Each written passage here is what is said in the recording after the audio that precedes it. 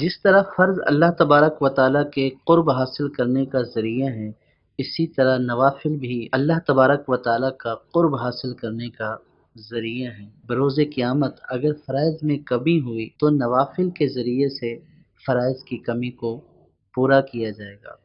حضور نبی کریم صلی اللہ تعالی علیہ وسلم نے ارشاد فرمایا، لا یزال عبدی یتقرب الی بالنوافل حتی احببتہ، کہ میرا بندہ نوافل کے ذریعے میرا قرب حاصل کرتا رہتا ہے یہاں تک کہ وہ میرا محبوب بن جاتا ہے۔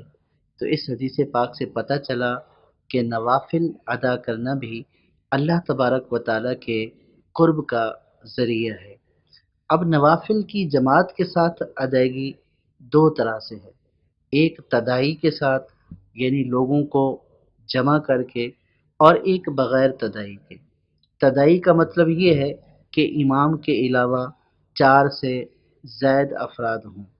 اگر امام کے علاوہ 4 سے کم افراد ہیں، 4 یا 4 سے کم افراد ہیں، تو نوافل جماعت کے ساتھ ادا کرنا بغیر کسی کراہت کے جائز ہے۔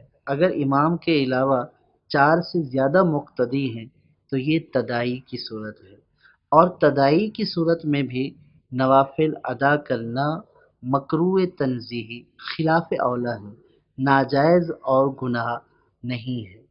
عام طور پر بڑی راتوں میں لوگ رغبت کے ساتھ اور عبادت کے جذبے کے ساتھ جمع ہوتے ہیں، اور اگر عوام الناس جماعت کے ساتھ نماز ادا کرنا چاہتے ہیں تو ان کو منع نہ کیا جائے، کیونکہ ان کا جماعت کے ساتھ نوافل ادا کرنا یہ گناہ نہیں ہے، ناجائز نہیں ہے، صرف خلاف اولیٰ ہے۔ بڑی راتوں کے موقع پر عام طور پر لوگ بڑی جذبے کے ساتھ اور عبادت کرنے کے ارادے کے ساتھ مساجد میں آتے ہیں۔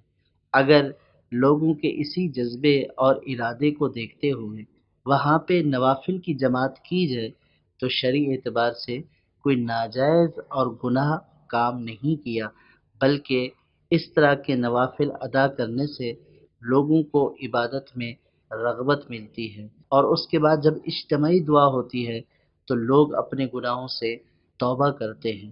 تو اس طرح بڑی راتوں کے موقع پر جو نوافل کا اہتمام کیا جاتا ہے، یہ در حقیقت لوگوں کو اللہ کے گھر کی طرف بلانے کا سبب بنتا ہے۔ لہٰذا ہر وہ کام کہ جس سے لوگ اللہ تعالیٰ کے گھر کی طرف آئیں، عبادت کی طرف راغب ہوں، اس سے ان کو منع نہیں کرنا چاہیے۔